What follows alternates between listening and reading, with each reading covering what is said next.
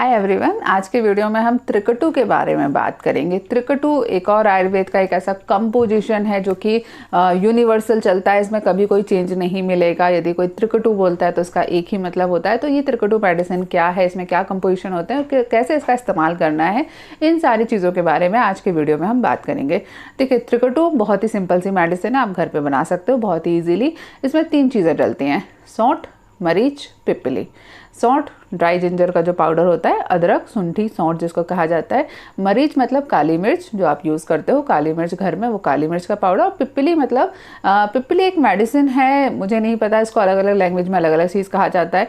हिंदी में इसको पिप्पली, बड़ी पीपल, लड़ी पीपल के नाम से जनरली जानते हैं। ये ईजिली आपको किरानों की दुकानों पर बहुत ही आसानी के साथ में मिल जाएगी। मतलब आपको सर्च नहीं करना पड़ेगा कि 10 दुकानें छांट के आपको ढूंढनी पड़े, ऐसा नहीं होगा। ईजिली किसी भी किराने स्टोर पे, किसी भी मेडिसिन की दुकान पर, किसी भी जहाँ पर आपको सौंफ, अजवाइन, ये सारी चीज़ें मिलती हैं, उन सभी पर आपको इजीली मिल जाएगी। ये 3 मेडिसिन इसके अंदर होती हैं, फिर से बता देती हूँ: सौंठ, मरीच और पिप्पली।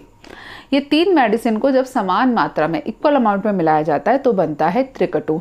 त्रिकटु वही चूर्ण है, जबकि जब कोरोना की पहली लेयर आई थी ना, तो बहुत सारे घर घर में आयुर्वेद के नाम पर जो बिटवाए गए थे, कि जो एक पाउच आए थे छोटे छोटे से, जिसके ऊपर कुछ लोगों की फ़ोटो भी चिपकी हुई थी और उसे घर घर पे भेजा गया था कि ये आयुर्वेद का पाउडर है, इसका आप चाय में डालकर इस्तेमाल करिएगा तो इससे आपको कोरोना नहीं होगा। ठीक है, ये वही पाउडर है, उसमें त्रिकटु ही था। अब हम बात कर लेते हैं त्रिकटु होता क्या है। त्रिकटु में 3 चीज़ें डलती हैं, समझ गए। ये 3 चीज़ें बहुत ही ज़्यादा गर्म होती है। त्रिकटु इन तीनों के मिक्सचर के कारण बनता है और इसका जो वीर विपाक हो जाता है, ये कटु विपाक उष्ण वीर की औषधि है। मतलब कि ये शरीर के अंदर काफ़ी ज़्यादा गर्माहट पैदा करती है, शरीर के अंदर गर्मी को बढ़ाने वाली मेडिसिन होती है। शरीर के अंदर आपके पित्त का प्रकोप कराएगी, लेकिन ये कफ और वात का शमन करती है। ठीक है, तो जब भी आपके शरीर में कफ और वात वाले दोष होते हैं तो उस कंडीशन में आप त्रिकटु कॉम्बिनेशन का प्रयोग करिए। चाय के साथ डालकर ही इसका प्रयोग करिए, इजीली आप कर सकते हो। जब भी आप घर पे चाय बना रहे हो, आपको लगता है कफ वात के प्रयोग हैं, तो चाय के साथ में यदि दूध लेते हो, वैसे मैं दूध बहुत ज़्यादा प्रेफर नहीं करती, लेकिन फिर भी यदि आप अपनी हेल्थ कंडीशन के हिसाब से दूध का प्रयोग करते हो तो उसमें भी आप त्रिकटु डालकर प्रयोग कर सकते हो। कफ वात शामक होता है, ईजिली अवेलेबल हो जाता है, घर में ये होना चाहिए, ज़रूरी है। याद रखिएगा, ये पित्त को बढ़ाने वाला होता है। इसलिए जब आपके शरीर में काफ़ी ज़्यादा गर्मी ऑलरेडी हो, काफ़ी ज़्यादा आपको ऐसा लग रहा हो कि शरीर में बहुत गर्मी है, पेशाब में जलन हो रही है, लैट्रिन में जलन हो रही है, पेट के अंदर जलन होती है, गर्मी के कारण सिर दर्द हो रहा है, ऐसी सभी कंडीशन में इसका प्रयोग नहीं करना चाहिए।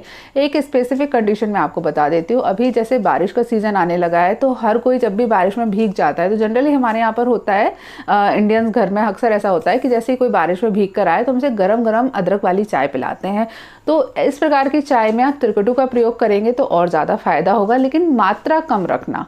मात्रा कम इसलिए रखना क्योंकि जो बारिश का सीज़न होता है, आयुर्वेद के हिसाब से यहाँ पर वर्षा के सीज़न में पित्त का संचय होता है हमारे शरीर में और वात का प्रकोप होता है। तो यदि आप बहुत ज़्यादा गरम गरम चीज़ों का प्रयोग करोगे ये सोच के कि ठंडी नहीं लगे, तो आपको हो सकता है फ़ायदा होने की बजाय उल्टा नुकसान हो जाए, कि ठंडी नहीं लगे के चक्कर में किया था, पता चले पित्त बढ़ गया शरीर में, तो एक प्रॉब्लम से बचे दूसरी प्रॉब्लम में आ गए।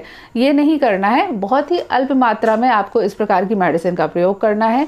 नॉर्मली चाय बनाते समय यदि आप अदरक के स्थान पर ये त्रिकटु कॉम्बिनेशन का प्रयोग करोगे, अल्प मात्रा में प्रयोग करना है, तो आपको वात कफज व्याधियों के चांसेस काफ़ी ज़्यादा कम हो जाएंगे। बारिश के होने वाले जो साइड इफ़ेक्ट है वो भी कम होंगे।